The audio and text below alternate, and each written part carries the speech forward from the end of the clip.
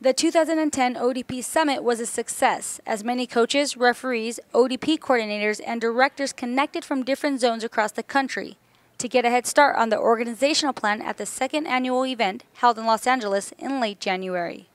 We're trying to create that vocabulary that everyone can use, that's no matter which zone you're coming from, that if you're an athlete who makes the national team, you can come and everyone speaks the same language, if you will, and uses the same system of play.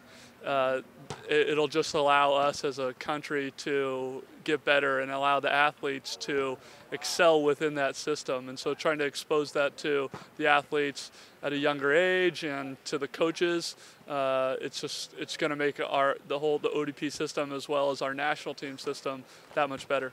Ultimately, it brings everybody together, puts us all on the same page so that we're moving in the same direction. And that's the best part about this weekend. All of us, one place, setting calendars, getting everything prepared for the rest of this phase and the next phase so we can really progress and achieve the goals that we've set. You see there's a lot of good collaboration and discussion about the system, about the vocabulary. A lot of coaches come up with good ideas, ask great questions. Being able to come out here to the pool is great to kind of see some of those ideas in action and see the national team players going through the system.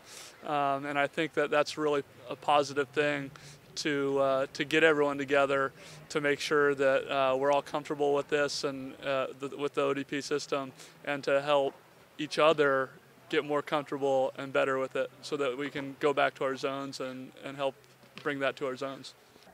The coaches, referees, ODP coordinators, and directors had the chance to attend many meetings to arrange their calendar for the upcoming events for 2010 and learn and compare different coaching techniques.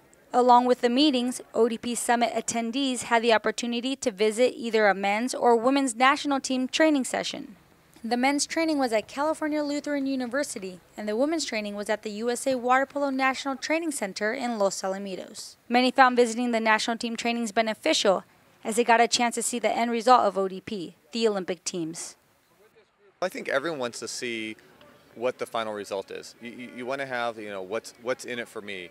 Well, if you can see the result and then you have something to aspire to, you can go into, well, if I start and I get on the same system as everybody else, then that helps me transition and then I can get to the higher level. That's a great benefit. Not too many sports allow you to see what the national team and the higher level teams, they don't do it in soccer, they don't do it in basketball. Everyone has their own little program. So this is a great opportunity for us, in getting everybody on the same page so that they can transition from one level to the next. By seeing them, and like today they got to hear some testimonials, so the players actually talk about why they think that the fundamentals are important and why this stuff works.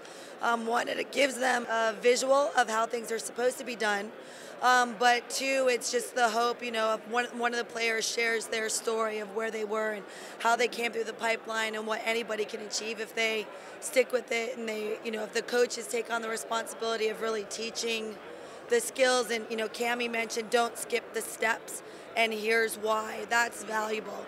Having Coach Schroeder talk to the coaches, it's really good. You do see where this ODP system is going, and kind of the light at the end of the tunnel, if you will, and being able to see the athletes doing some of the skills in the water shows it creates validity for the ODP system, and hopefully everyone feels like they're a part of this system that helps get our national teams pointed the right direction and hopefully win some more medals.